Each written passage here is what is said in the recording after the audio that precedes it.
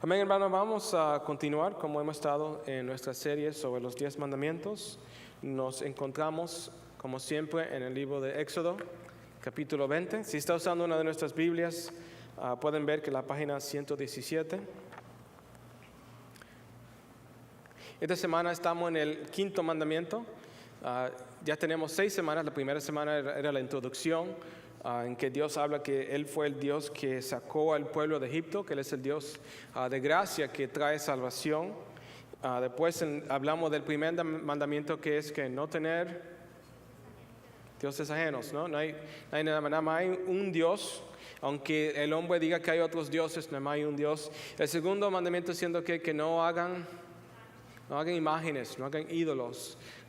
Y el tercer mandamiento hablamos de que no tomas el nombre de Dios en vano. Y la semana pasada, claro, le gustó demasiado, yo creo, porque habían algunos descansando durante el sermón. Estábamos hablando sobre el descanso, ¿no? La necesidad de descansar, y el Señor nos manda a descansar. En este mandamiento, el quinto mandamiento, hacemos una transición, ¿no? ¿Quién se recuerda de eso? Los primeros 4 son ¿qué? Mi relación con Dios. Son los primeros 4 mandamientos. La relación vertical, la relación entre yo y Dios. Ahora en el quinto hay una transición muy importante, y es perfecta, porque lo primero habla sobre la autoridad que viene del cielo, y el quinto mandamiento habla sobre la autoridad en la tierra. Ahora los mandamientos que faltan tienen que ver con mi relación con otros humanos, con otros semejantes.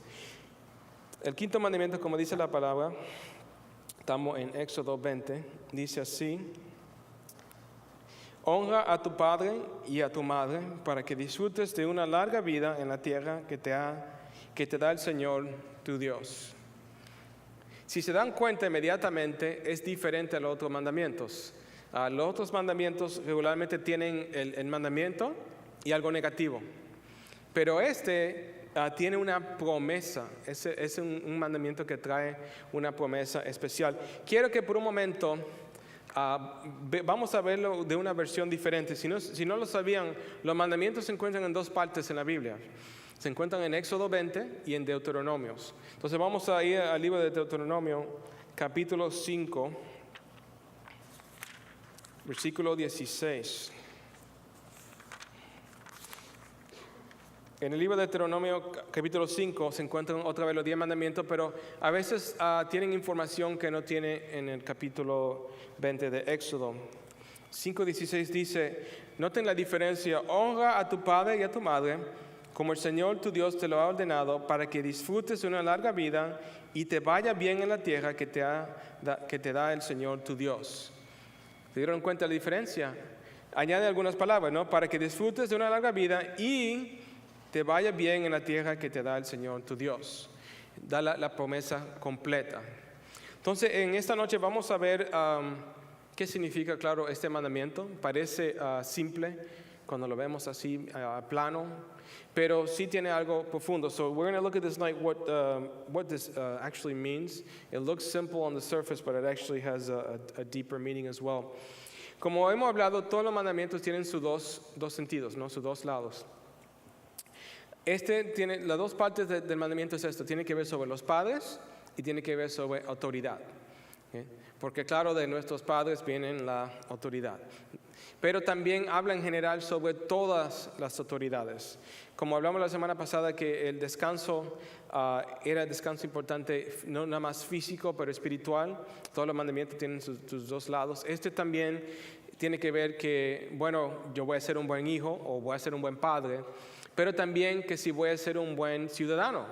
Si mi gobierno me va a tratar bien y yo puedo tratarme bien mi gobierno, o mi jefe, o cualquier persona que esté en autoridad. Este es el mandamiento que habla sobre las autoridades en nuestras vidas. Como saben, ser una autoridad a veces no es fácil, ¿no? A veces parece como que si estamos hablando y no nos están oyendo. This thing is tripping on me, John. Let's see. There we go. We got to fix this. Hoy en día, los padres parece como que se están gritando y los jóvenes están ¿en qué? En sus celulares, ¿okay? En sus cosas. Los padres que están aquí ya saben, están tratando de mantener la atención de los jóvenes, y ellos siempre están ahí haciendo algo. y no parece que no oyen, ¿no?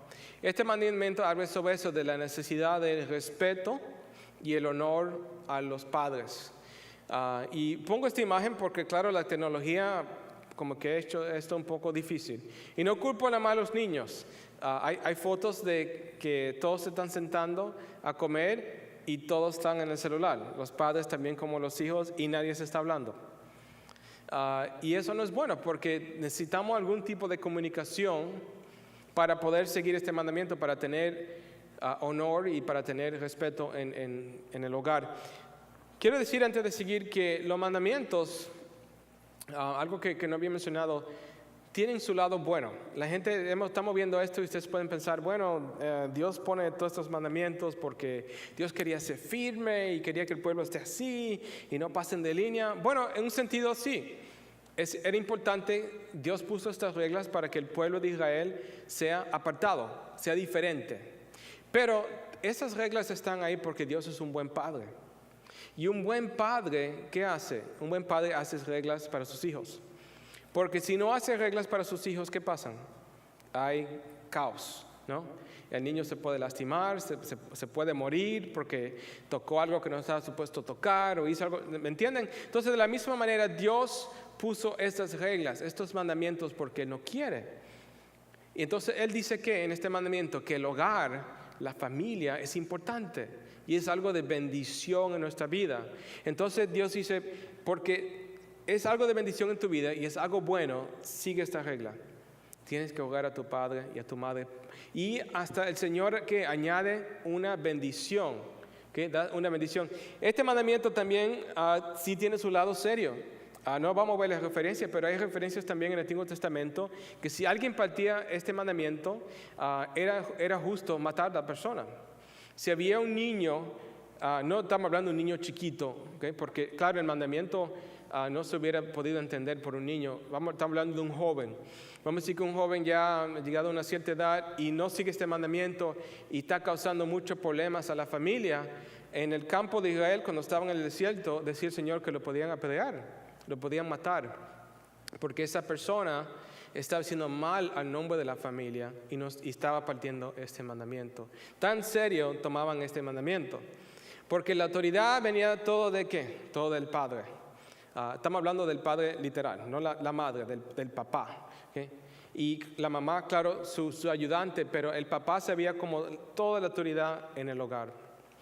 Entonces es algo que en la Biblia esto no es algo de confusión, es muy claro que la autoridad debe venir de los padres, específicamente comenzando con el padre, con el papá.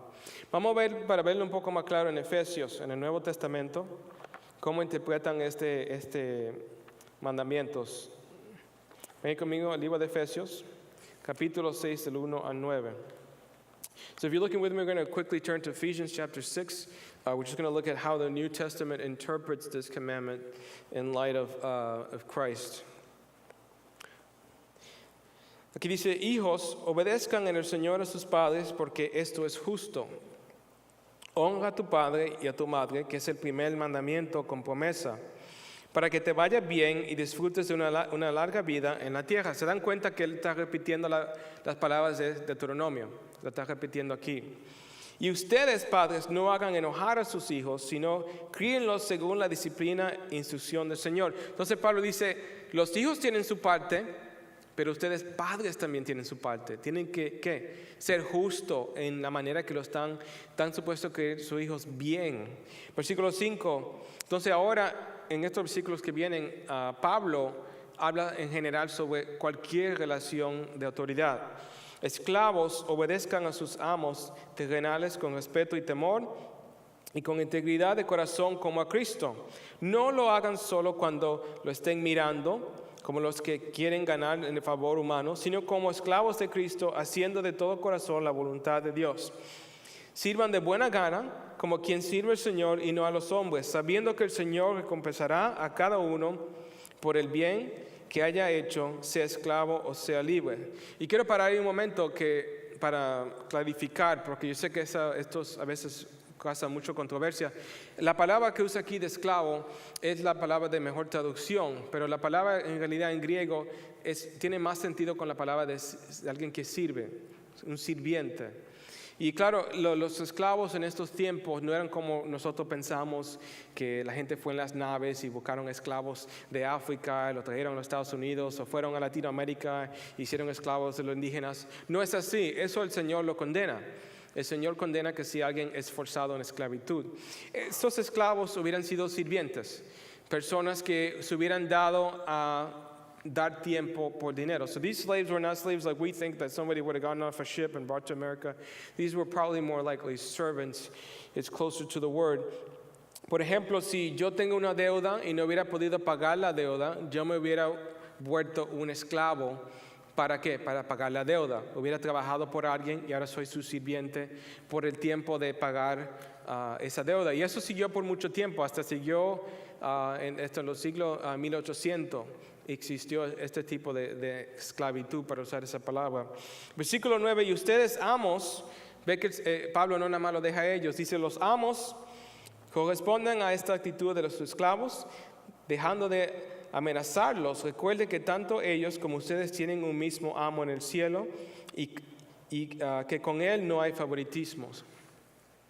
Pablo le está hablando claro a la iglesia, porque en la iglesia era algo muy radical.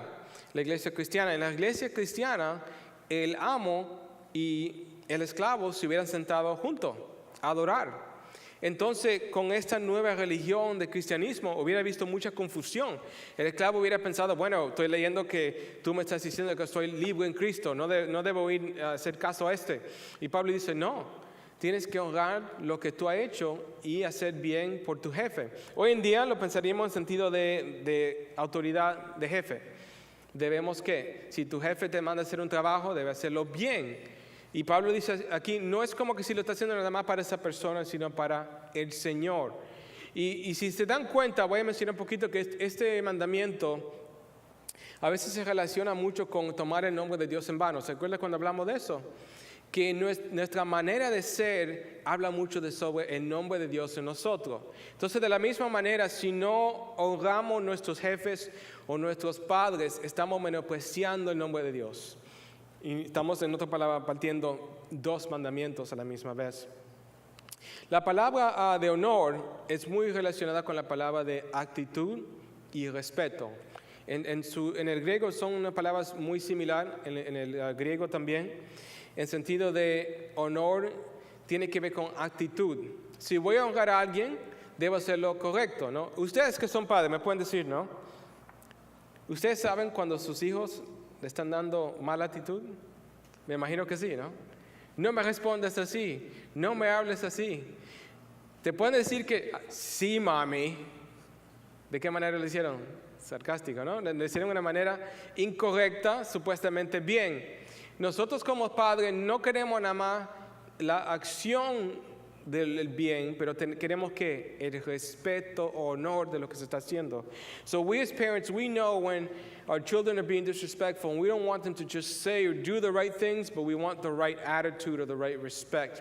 Y la razón por qué queremos eso es porque las dos palabras son muy parecidas. Para ver un ejemplo de esto, porque nuestro Señor nos da un ejemplo, es en el libro de Lucas, capítulo 2, versículos 48 a 52. Me imagino que muchos se recuerdan de esta historia, que el Señor Jesús fue con sus padres a celebrar la Pascua y era un niño. ¿Y qué pasó? No lo encontraron, ¿no? Y es un ejemplo muy importante porque este ejemplo, especialmente la manera que lo escribe Lucas, lo escribe de una manera para nosotros darnos cuenta que el Señor está obedeciendo el quinto mandamiento. Comenzando en el versículo 48, que los padres estaban buscando a Jesús. Cuando lo vieron sus padres y lo encontraron, se quedaron admirados. Hijo, ¿por qué te has portado así con nosotros?, le dijo su madre. Mira que tu padre y yo te hemos estado buscando angustiados. Imagínense ustedes, ¿ok? Yo me imagino que ustedes han tenido este temor de no encontrar un niño, ¿no? Entrar a una tienda, ir a un lugar y usted está mirando y dice que ¿a dónde está el niño? Es un espanto horrible, ¿no? Yo me recuerdo, mi esposo y yo estábamos hablando de esto el otro día, que cuando nuestro hijo Benjamín, que ahora tiene 8 años, tenía 3 años, lo habíamos dejado como un sitio de guardería preescolar, y recibimos una llamada, bueno, yo recibí una llamada de ella, porque la llamaron a ella primero, que mi hijo Benjamín se había escapado. Habían entrado en la parte de atrás, habían estado jugando, y ella no tenía una verja en todas las partes. Había una parte que no había verja, y él se mandó corriendo, y no encuentran al niño. Y yo imagínense, es una llamada horrible. ¿Qué padre quiere oír una llamada así? Por fin ya estamos espantados, recibí una llamada que sí, lo encontraron, estaba caminando por una calle, lo vio una señora, llamaron la policía, el policía vino y lo devolvieron a donde estaba supuesto estar. Y hasta hoy en día damos gracias a Dios que Dios cuidó de nuestro hijo. Y no sabemos qué hubiera pasado si alguien no hubiera cuidado de él cuando tenía 3 años. Estos padres, María y José, estaban espantados. Habían ido a una función, estaban todos juntos, y a veces la gente lee esto y dice, pero María y José eran padres terribles. ¿Cómo va a ser que no sabían que Jesús se le había ido? Pero ustedes tienen que entender que en esos tiempos eran tiempos bien familiares, hubieran visto primos y otras amistades, y no es como hoy en día que el niño tiene que estar ahí mismo al lado de ti. El niño hubiera estado más o menos libre, tenía 12 años. Entonces hubieran ido caminando en un grupo grande, y en ese grupo grande, en algún punto llegó que se dieron cuenta que, ¿a dónde está el niño? Entonces, cuando se dieron cuenta, eso ya era un día, tuvieron que caminar otro día, y le tomó un tercer día para por fin encontrarlo. Entonces al tercer día fue que lo encontraron, y yo creo que es muy chistoso porque dicen las palabras que cualquier padre hubieran dicho, ¿no? ¿Por qué no estás haciendo esto? ¿No? Es como que si el niño lo hizo a propósito, pero uno siente ese temor y ese dolor y ese enojo. Y miren la respuesta, es muy importante porque no es como que, miren la actitud y miren el respeto de Jesús. Dice, ¿por qué me buscan? ¿No sabían que tengo que estar en la casa de mi Padre? Y es muy importante que entiendan que no es que Jesús está diciendo esto con una actitud, pero lo está diciendo de un sentido natural vamos a decir, de niñez. Para él tenía sentido de que hubiera estado en el templo. Él ya tenía conocimiento de su misión, de lo que él había venido a este mundo a hacer, y él pensaba, bueno, debo estar en el templo. Versículo 50, pero ellos no entendieron lo que les decía. Así que Jesús bajó con sus padres a Nazaret, y miren lo que dice, y vivió sujeto a ellos. Pero su madre conservaba todas estas cosas en el corazón. Jesús siguió creciendo ¿en qué? En sabiduría y estatura, y cada vez más gozaba del favor de Dios y de toda la gente. Y lo que vemos aquí es claramente que el cumplimiento de este mandamiento. Porque este niño, aunque este niño es el Señor, su parte carnal, cumplió el mandamiento. ¿Qué hizo? Se sujetó, se humilló, obedeció a sus padres. ¿Cómo le fue? Le fue bien. Le fue bien. Y eso es lo que dice el mandamiento, ¿no? Que a los que siguen este mandamiento, que los respetan a los padres, le va bien. Le va a traer bendición no nada más al niño, pero al hogar. Al hogar. Y esto es mucho de lo que falta, claro, hoy en día en nuestro país, en nuestro mundo. Ese sentido de respeto, ese sentido de amor. Hoy en día, y yo le puedo decir, claro, a ustedes montones de historias, porque yo fui maestro por 10 años. Yo entraba a veces a la oficina y era muy común ver los padres gritándole al principal o gritándole al maestro. ¿Cómo va a ser que tú castigaste a mi hijo? Pero es que él es inocente, no es posible que haga eso. Los tiempos, hermanos, han cambiado totalmente, ¿no? Hace 20 o 30 años hubiera sido lo opuesto, ¿no? Los padres le hubieran estado gritando al niño, ¿cómo tú hiciste esto? ¿Por qué respetaste a tu maestro? Deberías respetar. Ahora es totalmente lo opuesto. Los maestros y los principales con miedo de que alguien lo va a demandar, lo va a llevar a la corte, van a llamar a la policía. Es como un dicho que yo vi, todo el mundo tiene miedo al niño y el niño no tiene miedo a nadie. Eso es lo que ha pasado en nuestra sociedad, porque el niño se ha exaltado y la autoridad de los padres se ha disminuido.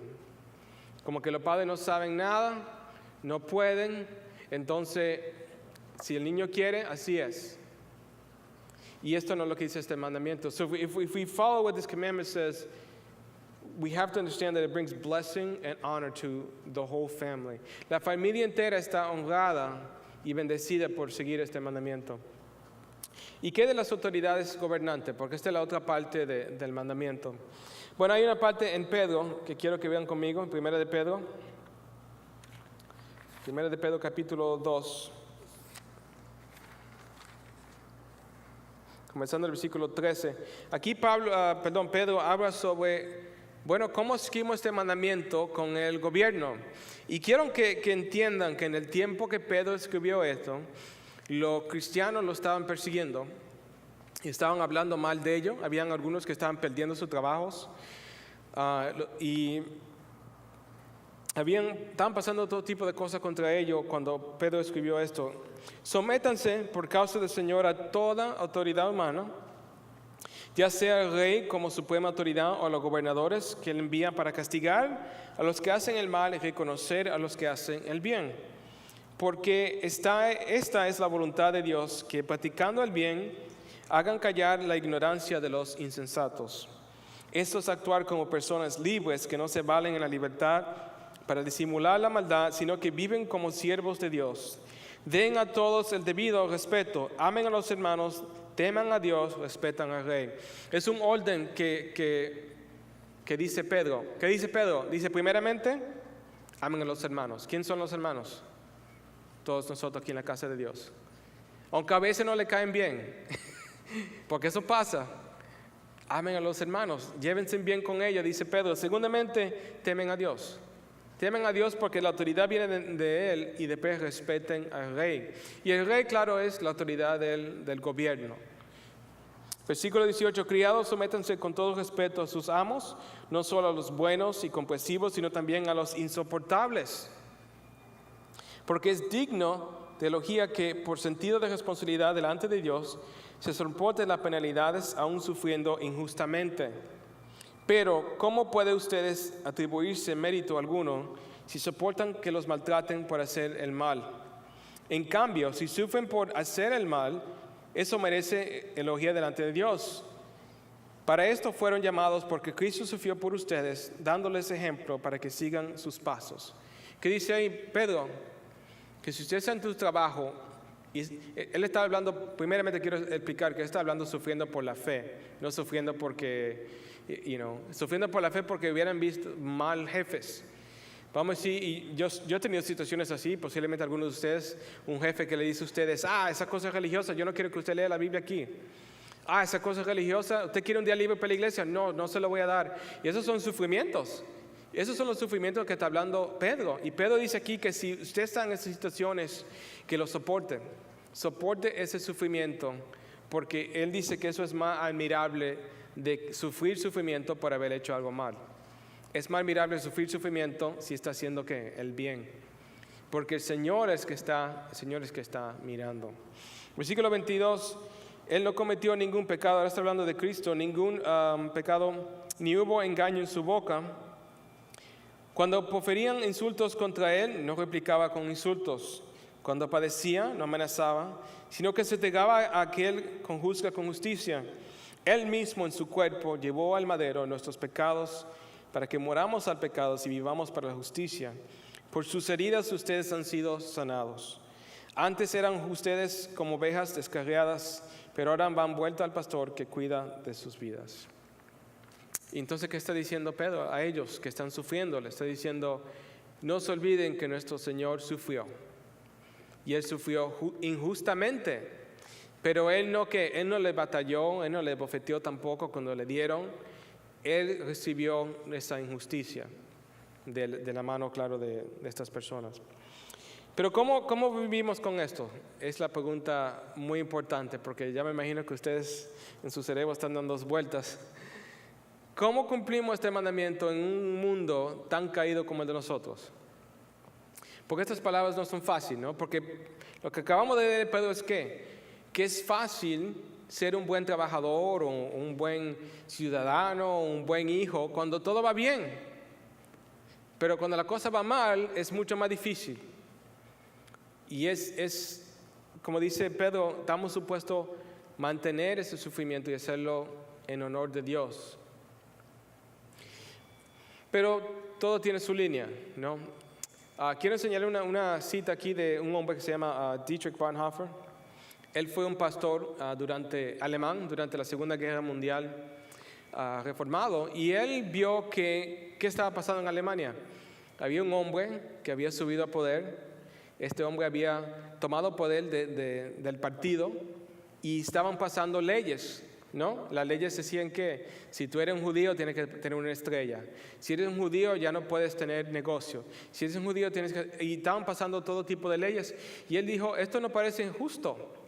¿Cómo yo como cristiano puedo dejar que estas cosas injustas estén pasando en este país? Y él tiene esta cita que es muy interesante, y él dice que si hay un hombre loco que está manejando un carro,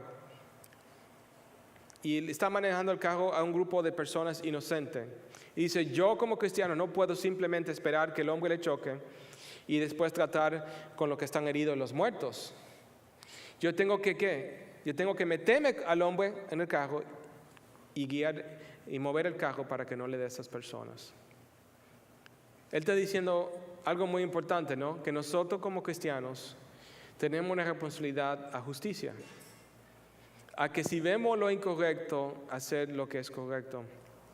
Y esta tradición viene desde los tiempos antiguos. Por ejemplo, y yo posiblemente he contado esta historia antes, que en los tiempos antiguos los romanos, si nacía un bebé deformado, ¿sabe lo que hacían? El bebé deformado lo ponían en la calle. ¿Okay? Y ellos pensaban que si los dioses querían que ese bebé siguiera viviendo, el bebé iba a estar bien. Pero si los dioses decían que no, porque este bebé no era natural, había nacido deformado o con alguna enfermedad, ahí se mueren. Es bien cruel, ¿no? Es horrible. ¿Y sabes qué pasaba? Los cristianos iban y cogían esos bebés y lo adoptaban. Todos los bebés que ellos encontraban en la calle, que los romanos dejaban, hasta el punto que hubo un oficial romano que mandó una carta y dijo, estos cristianos nos están haciendo pasar vergüenza porque están cogiendo nuestros bebés, están cogiendo nuestros hijos y lo están cuidando, aunque cuando nosotros no lo queremos. Entonces, ¿qué están haciendo los cristianos? Esto era en el tiempo romano. Ellos veían una injusticia y lo estaban corrigiendo y diciendo, no, esto no es lo que Dios quiere para este mundo o para esto. En otra palabra, una manera, por ejemplo, que dice el pastor Martin Luther King Jr., que las leyes de Dios están arriba de las leyes del hombre. Si vemos que el hombre está partiendo la ley de Dios, tenemos una responsabilidad a hacer algo. Él decía, one has a moral responsibility to disobey unjust law. Es nuestra responsabilidad moral no obedecer leyes que son injustas, porque eso no fue lo que Dios mandó hacer ese gobierno. Si hay un gobierno que está haciendo una ley o algo que es injusto, nosotros como cristianos no deberíamos obedecer o deberíamos decir algo. Este hombre que vieron anterior, Dietrich Bonhoeffer, claro, él se metió en problemas por hablar tanto contra Hitler y los nazis, y últimamente pagó con su vida. Es una historia muy interesante, no tenemos tiempo para esta noche, pero hasta él fue un espía y hizo todo tipo de cosas, pero últimamente pagó con su vida porque él sabía en su corazón que lo que estaba pasando en su país no era correcto, que habían alemanes que estaban callados viendo estas cosas pasando y nadie estaba haciendo nada. Hermanos, la injusticia no sube porque todo el mundo lo está viendo y la gente está molesta. La injusticia sube porque todo está pasando y nadie dice nada y nadie hace nada. Y seguir este mandamiento, en un sentido, honrar a Dios, honrar a autoridad. Si queremos de verdaderamente ser justos, debemos ser justos a la ley que es más alta, que es la ley de Dios, no la del hombre. Cuando las dos están en conflicto, deberíamos seguir la de Dios, no la del hombre. ¿Y qué de nuestros padres? Porque claro, sabemos que en nuestro mundo hay mucho abuso, a veces de los padres, ¿no? Abuso físico, abuso verbal, emocional. Sabemos que no todos los padres son buenos. Pero si usted leyó el mandamiento como yo lo leí, no dijo, honre a sus padres si son buenos padres. No dijo eso, ¿no? Nada más dijo, honren sus padres. Es fuerte. Es fuerte porque yo sé que posiblemente hay muchas personas aquí como yo que crecieron posiblemente con un mal padre. Un padre abusivo, un padre que tomaba, un padre que era alcohólico, una mamá que estaba ausente, drogadictos. Todo tipo de historias que parten nuestros corazones y afectan el hogar y afectan nuestro espíritu y nuestro ser. ¿Y qué hacemos con eso? La palabra de Salmos 68:5 dice que Dios es el Padre de los huérfanos, defensor de las viudas, es Dios en su morada santa.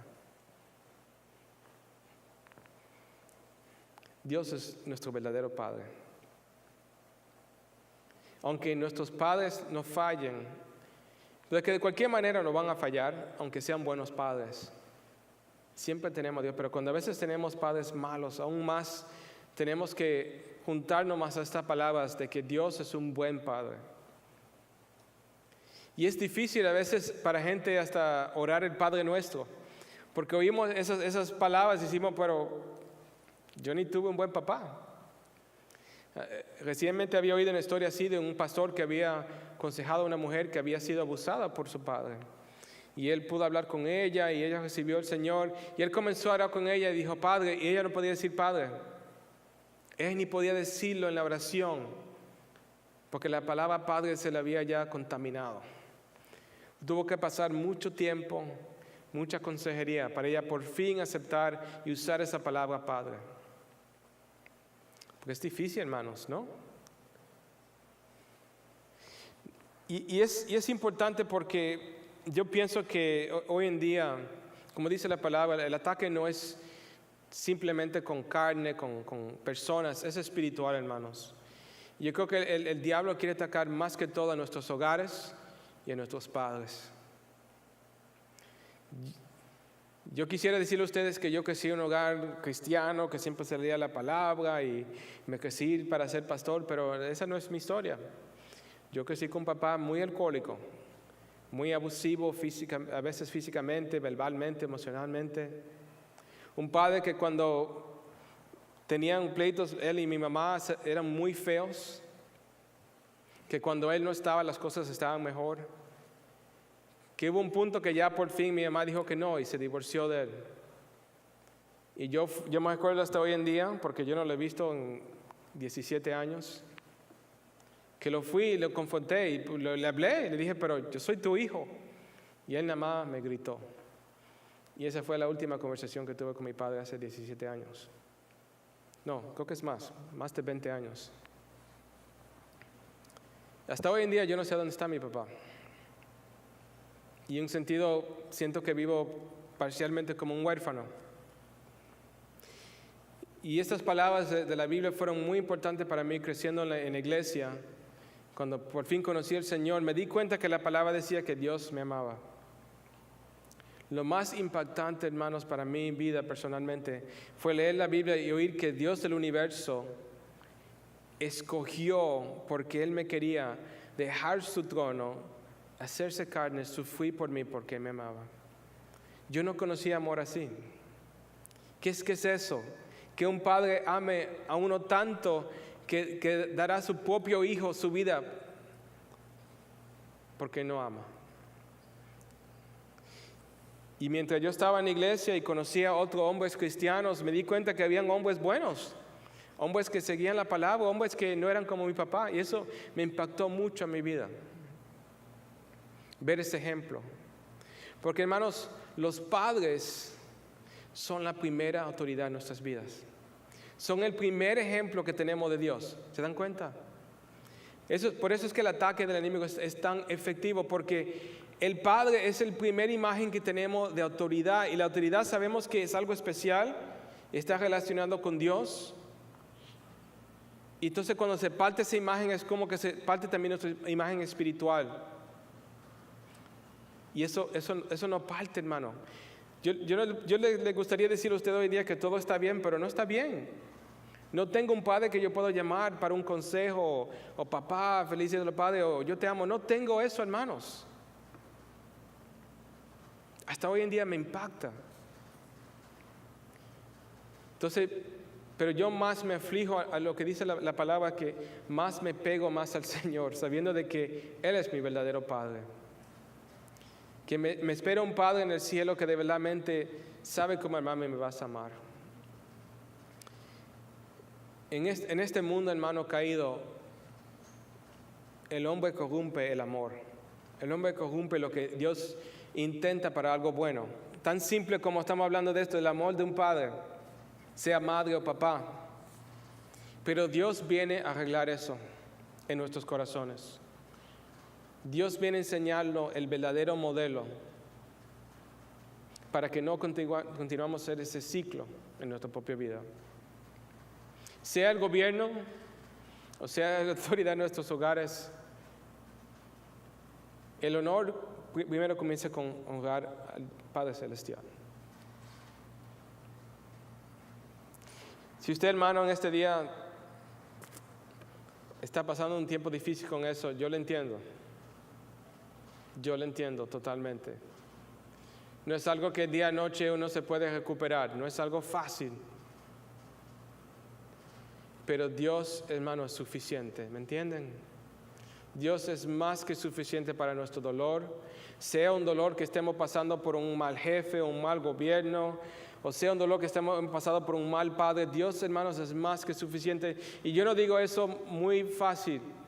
Yo se lo puedo decir que Dios es más que suficiente. Su amor es poderoso, hermanos, para cambiar su vida, para cambiar su corazón. Y puede ser, algunos de nosotros lo puede tomar largo tiempo. Pero yo estoy aquí para decirle a ustedes, hermanos, que Dios sí le ama y Dios sí le quiere. Amén. Oremos.